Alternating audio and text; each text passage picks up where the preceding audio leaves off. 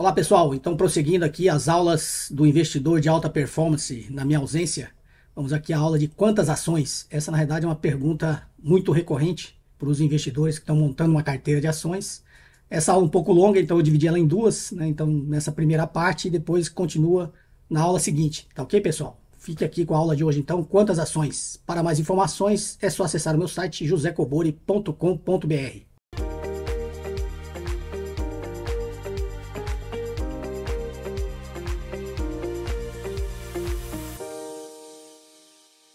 Então, quantas ações eu devo comprar? Quantas ações eu tenho que ter na minha carteira? Não existe uma regra ou um número certo de ações, né? Essas formulazinhas prontas aí que às vezes eles dão em curso de investimentos ou o seu gerente de banco, né? Fala, ó, aloque X% em renda fixa, 15% em ações, 10%, sei lá, em imóveis e não existe, né, um número certo, porque, como a gente viu, depende do seu conhecimento, da sua propensão ao risco, né, e de você fazer o que você realmente sabe, você sabe o que você está fazendo.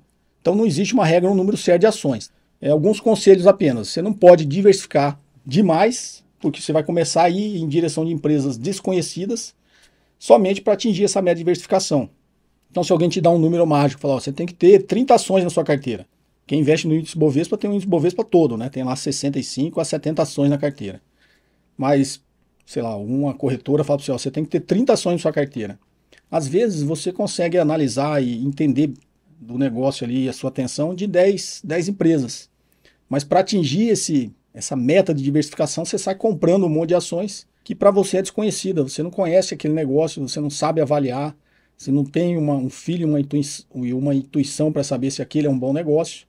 E você acaba comprando essas ações somente para atingir essa meta de possuir 30 ações ali, diversificar o seu portfólio de investimentos, de ações. Então o conselho é não diversifique em direção a empresas desconhecidas apenas para atingir metas de diversificação. Também não é seguro ter apenas uma ação. Por melhor que ela seja, sempre vai existir circunstâncias imprevisíveis. Você tem ali um evento imprevisível que vai prejudicar muito aquela empresa e se você está somente com aquela ação, você vai ter uma perda muito grande. De novo, imagine quando a telefonia celular chegou no Brasil, a Motorola tinha 100% do mercado. E era uma grande empresa, né, mundial, reconhecida como sinônimo de telefonia celular, né? Hoje em dia, a gente nem vê mais telefones da Motorola, né? Imagine se você tivesse ali concentrado, né, todo o seu investimento em ações da Motorola. No mesmo caso, como experiência própria, né? Eu falei, já fui executivo da Xerox no Brasil, da Xerox Corporation no mundo, e ela tinha 100% do mercado, até porque foi ela que inventou a tecnologia, né? Inclusive erros estratégicos, quase tudo que a gente usa hoje foi inventado pela Xerox, né? O touchscreen, o próprio Steve Jobs falou que ele pegou lá os inventos da Xerox para criar o Macintosh, ele comprou da Xerox. Na Xerox tratava como se fosse uma tecnologia que não ia dar certo, estava ali encostada como sucata. E numa dessas visitas ao parque da Xerox, né, que é o Palo Alto Research Center, chama parque, já foi o maior laboratório de cientistas do mundo, né, no parque lá que eu conheço. A Xerox chegou a ter 500 cientistas lá. Então todos os inventos hoje que a gente usa foi inventado na Xerox e ela não aproveitou, né? Ela focou só em copiador e impressora. Tinha 100% do mercado, era uma empresa gigantesca e hoje a gente vê aí a Xerox já não tem o market share que tinha e não é mais líder no segmento que ela inventou, né? Então imagine se você tivesse concentrado aí, não acompanhado o que a gente vai aprender no módulo 2, né? A capacidade da empresa se manter competitiva no futuro, e você está concentrado 100% do seu investimento naquela ação, você pode ter uma perda aí irreversível, né? Irreparável, tá? Então, a Xerox que inventou o mouse, né, que a gente usa até hoje, foi a Xerox que inventou o touchscreen, que a gente usa na tela dos smartphones, começou ali nos caixa eletrônico, foi a Xerox que inventou, foi a Xerox que inventou o fax, foi a Xerox que inventou a interface gráfica, né? O Bill Gates falou que também inventou o Windows lá, né, os ícones e a interface gráfica inventou foi a Xerox, e o Bill Gates pegou aquilo e organizou aquilo num programa de computador, né? Um software. Então, a Xerox tinha tudo na mão e não soube aproveitar isso, não soube ver uma utilidade para isso, para o negócio, quer dizer, para novos negócios, né? Ela tentava ver a utilidade daquilo só para o negócio dela de copiadores e acabou aí ficando ao longo do tempo. Então, não é seguro a gente ter apenas uma ação, porque um evento imprevisível, seja ele tecnológico, seja ele de inovação, seja ele econômico, pode fazer com que essa ação que você tenha sofra. Então a gente também não pode ficar extremamente concentrado. Mas, Cobori, qual que é a quantidade ideal de ações? Não existe, como eu disse, o número correto, mas em pequenos portfólios do investidor individual, é razoável você ter entre 3 a 10 ações. 3 a 10 ações. Como eu digo, compre aquilo que você consegue analisar e você conhece.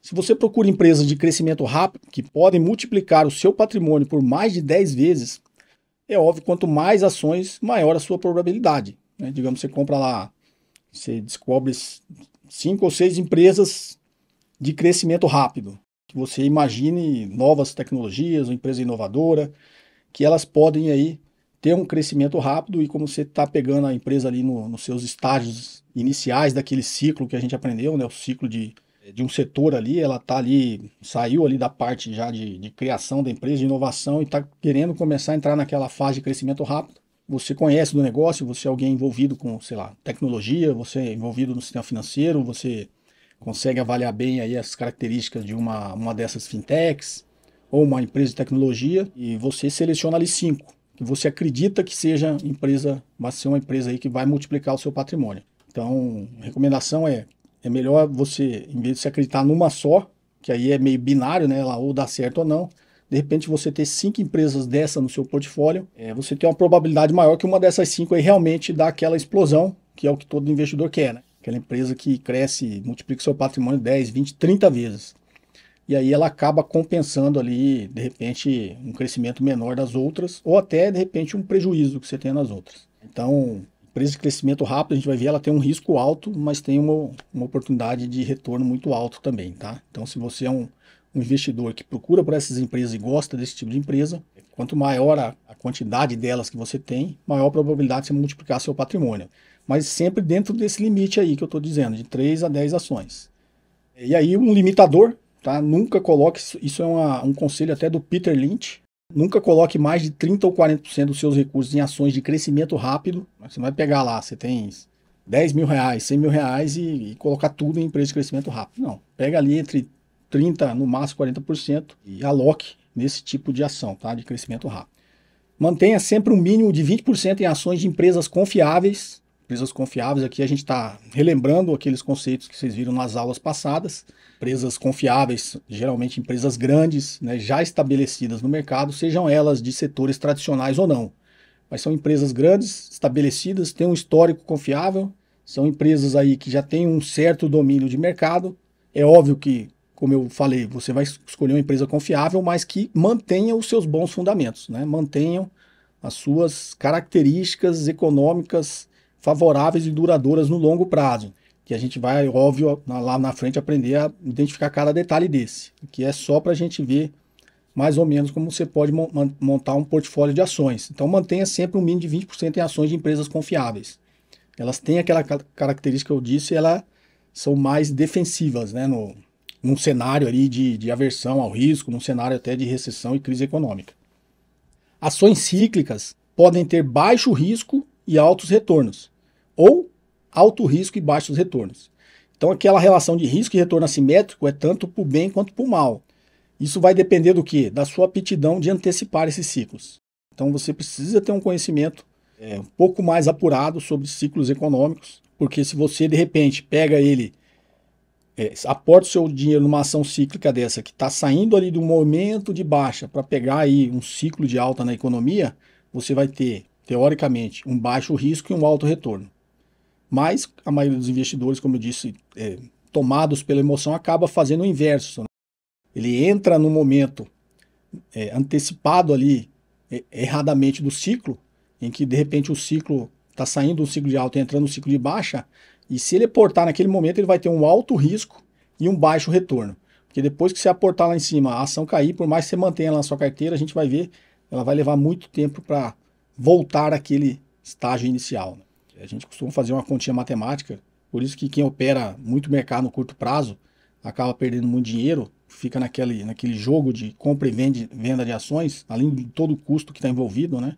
Esse negócio de corretagem zero é uma falácia, não existe isso, tá? Para quem entende, tá? Eu explico mais para frente que isso é uma falácia. Não existe corretagem zero, isso aí vai ter sempre um custo ali. Por que não existe corretagem zero? Já vou explicar. Aquilo é um atrativo para os investidores entrar e começar a operar ações. Só que existem regras na corretora e na bolsa que você tem que ter uma margem de garantia. Geralmente esses investidores que fazem day trade, que ficam especulando, ele tem que depositar uma margem para garantir ali as oscilações, a volatilidade da cotação das ações depois que ele está posicionado, para garantir que ele não dê um prejuízo. Isso é uma ferramenta de controle de risco, né, do mercado, de que ele tem que ter aquela margem para garantir que aquelas oscilações ali ele não vai ficar inadimplente com a bolsa, né? Então, digamos, você se posiciona e o mercado vai contra você, ele come aquela sua margem e aí a corretora lá no fechamento ela vai e te tira do mercado. A própria corretora, por uma regra de mercado, uma regra da bolsa, ela te tira do mercado, que comeu toda a sua margem. Você não pode amanhecer no dia seguinte, né, oferecendo risco para o mercado. Ela vai, é o chamado stop, né, automático, ela vai lá e te tira compulsoriamente do mercado. O que ela faz? Você está comprado, ela vai lá e vende a sua ação. Ela faz uma operação inversa para zerar a sua posição e te tirar do mercado. E aí, quando ela faz isso aí, ela te cobra a corretagem padrão de 0,5% da bolsa. Então, imagina que era antigamente, quando não tinha esse negócio de corretagem zero, você pagava 0,5% em cada operação. Ou seja, se fizesse uma operação de compra e venda, você tinha um custo de 1%, que é altíssimo, né? Então, ela faz isso e você vê a grande maioria dos investidores que estão lá, pelas próprias pesquisas, perdem dinheiro na bolsa, né? Então, 90% está pagando corretagem. Apesar de ter entrado achando que ia estar entre os 5%, 10% que ganha, eles acabam ficando, né, estatisticamente, 90% fica entre os que perdem e esses 90% estão pagando corretagem. Então, esse negócio de corretagem zero é uma estratégia de marketing das corretoras para atrair o investidor, tá? Não existe esse negócio. Além de todos os custos da bolsa, né? Emolumento, custo de emolumento, liquidação, custódia. Isso tudo tem custo para quem fica operando ações freneticamente. Essa é mais uma desvantagem de se operar no curto prazo. Então, ações cíclicas você tem que ter essa aptidão de antecipar o ciclo, né? Para tentar realmente pegar esse risco e retorno assimétrico. Então, para quem não consegue, né, ter essa capacidade, não se recomenda aí você se posicionar em ações cíclicas, ok? Porque se você tiver certo, você pode realmente multiplicar o seu capital por 10, um exemplo, né? Mas se você tiver errado, você pode perder 80% a 90% do seu investimento. E aí uma continha básica. Se você perde 10% do seu patrimônio, você precisa ganhar 11% para voltar ao patamar anterior, né? Se você perde 50% do seu patrimônio, da sua operação, você tem que fazer uma outra operação e ganhar 100% para voltar ao patamar inicial, né? Continha básica, tá? Você botou lá R$ 100. O mercado foi contra você, você perdeu 50%. Para você recuperar esses 50%, você vai ter que ganhar 100%. E num outro caso extremo, se você perder 90% da operação que você fez, você precisa fazer uma outra operação para ganhar 900% para voltar ao seu patamar anterior. Por isso que esse negócio também, essa falácia que você vê desses traders falando que opera, eles ficam ganhando e perdendo. Só que cada vez que ele perde, ele precisa fazer uma operação com um ganho muito maior para voltar ao patamar anterior. Então é uma questão de lógica, matemática. Então, novamente, pequenos portfólios. É razoável ter entre 3 e 10 ações. Se você procura empresas de crescimento rápido que podem multiplicar seu patrimônio, né, por mais de 10 vezes, né, quanto mais ações, maior a sua probabilidade de que isso aconteça. A recomendação: não coloque mais de 30% ou 40% dos seus recursos em ações de crescimento rápido. São empresas que oferecem um alto retorno, mas também têm um alto risco. São empresas que estão naquele estágio ainda de escalar aquele ciclo, né? Ali é quando a maioria das empresas começam realmente a sofrer concorrência e outras empresas entrar no seu segmento, seja no seu próprio produto ou seja com produtos inovadores, né? Então elas correm um sério risco de realmente ali ficar no meio do caminho. Por segurança, mantenha sempre um mínimo de 20% de suas ações em empresas confiáveis. E uma recomendação, né, para quem fica tentando realmente achar que consegue ganhar muito dinheiro com as ações que a gente aprendeu lá, das ações cíclicas, elas podem ter baixo risco e alto retorno, ou alto risco e baixo retorno.